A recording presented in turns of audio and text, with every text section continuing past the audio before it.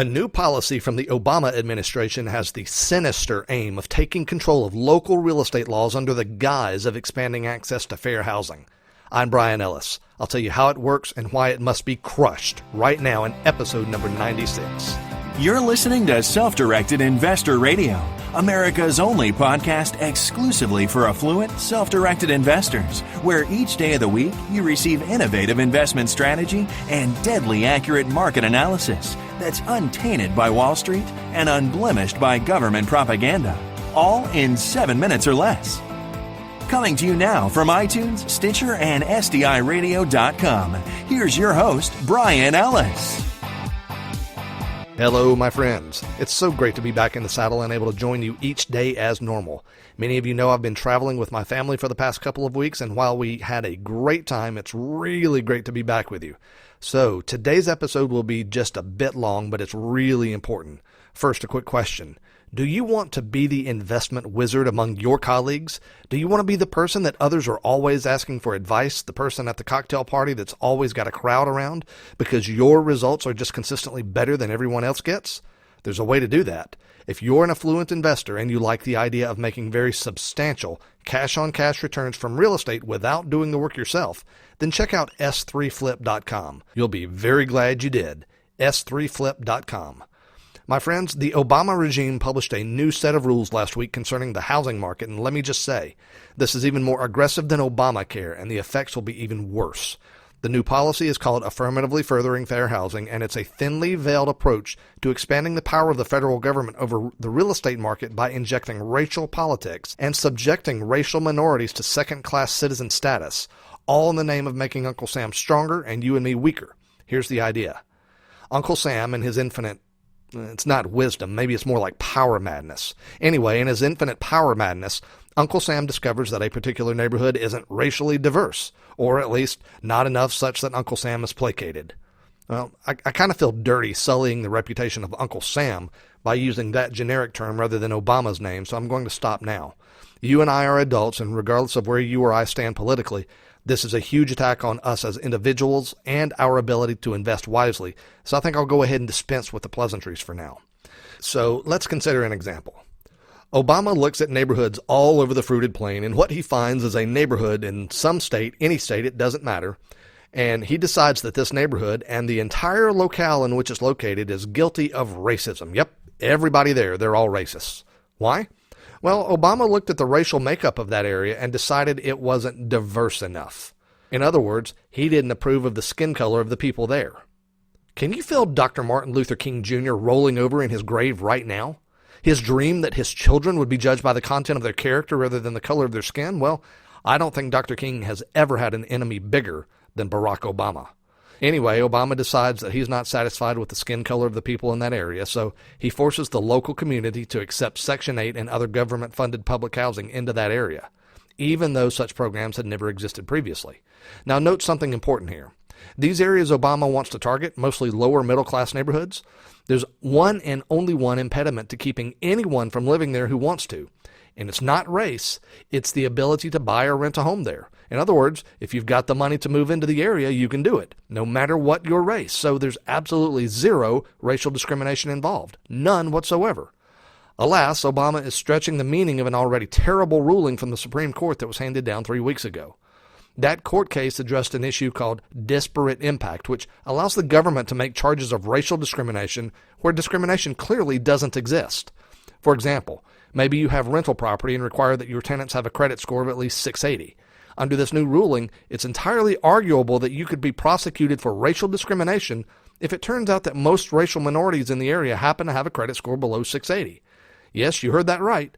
Any policy which can be in any way connected to racial politics, even if the policy has absolutely nothing to do with race, well, that's ground for you to be prosecuted legally and to endure the substantial cost, pain, and humiliation of being labeled as a racial discriminator, even though you clearly are not. The relevance of that case to the new policy from the Obama regime is this. They're trying to expand those policies to include property value by saying, in effect, that if neighborhood X isn't sufficiently racially diverse, according to whatever standard Obama and his cronies are demanding, then that neighborhood and that locale are operating in a racially discriminatory way, and Obama's solution will be to expand Section 8 and other government housing entitlements into that area by force.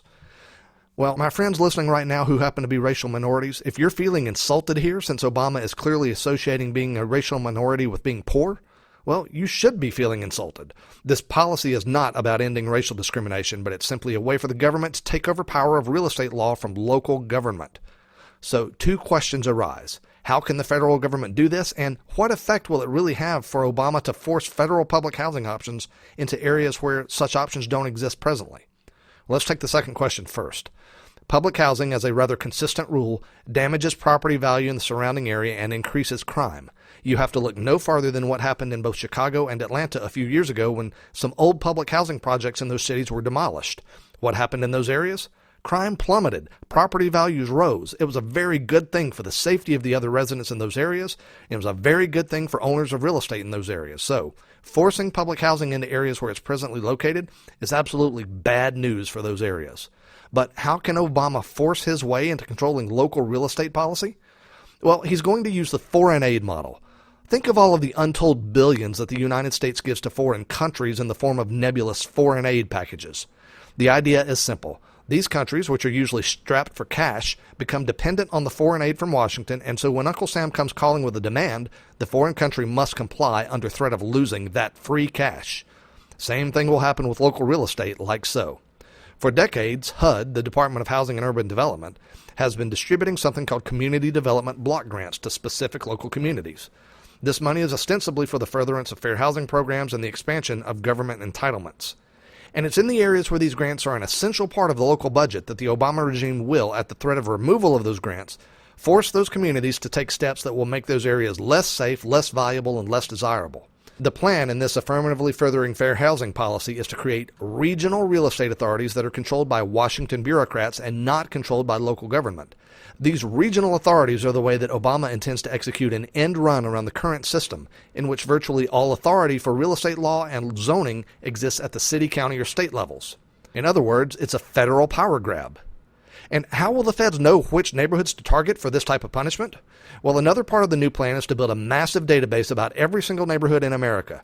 They want to know things like racial makeup, income statistics, quality of public education, etc., because at the end of the day, this policy is about one thing: control of political power. You see, along with the horrible effects on crime rates and property values, the biggest effect of this program is that it will give Obama and his successors the ability to have substantial control over where people will live who are receiving federal housing assistance. Why does this matter? Votes. Votes. It's all about votes, pure and simple. And it's just as heinous and horrible regardless of what party you align with. You see, the harsh reality is this. This is social engineering, pure and simple. When the government can control where people live, people who are totally dependent on the government for their housing, their food, every aspect of their lives, well, those people can be shuffled about geographically by the powers that be to make sure that they have all of the votes they need in vulnerable districts. And whoever happens to be in power at that time will have the ability to engineer the population in such a way as to gain political advantage. This, folks, is not about protecting racial minorities. And it's absolutely disgusting that the Obama team have tried to hide this raw power grab behind a facade of racial politics. But that's the way they do things. But good news. There's action in the U.S. House of Representatives to defund the implementation of this plan, and frankly, there's a good chance this will end up being a hot-button issue in the 2016 presidential election, partly because one of the top choices for Hillary Clinton's vice president will be Julian Castro, who is currently the Secretary of HUD and is in charge of pushing this policy out. My friends, your votes have consequences, and this is yet another terrible, terrible consequence that's good for absolutely nobody except for the federal government. Stand up. Tell your representatives to kill this and make sure it never, ever happens. What do you think about this? I'd love to hear your thoughts and comments. This is episode number 95, so go over to sdiradio.com/95 and share your thoughts and comments with me right now. Again, that's sdiradio.com/95. I'll look forward to hearing from you. My friends, invest wisely today and live well forever. Thank you for listening to Self-Directed Investor Radio with Bryan Ellis. Don't miss a single episode. Be sure to subscribe to Self-Directed Investor Radio right now on iTunes, on Stitcher, and at SDIRadio.com. Your feedback is always welcomed via email at feedback@sdiradio.com.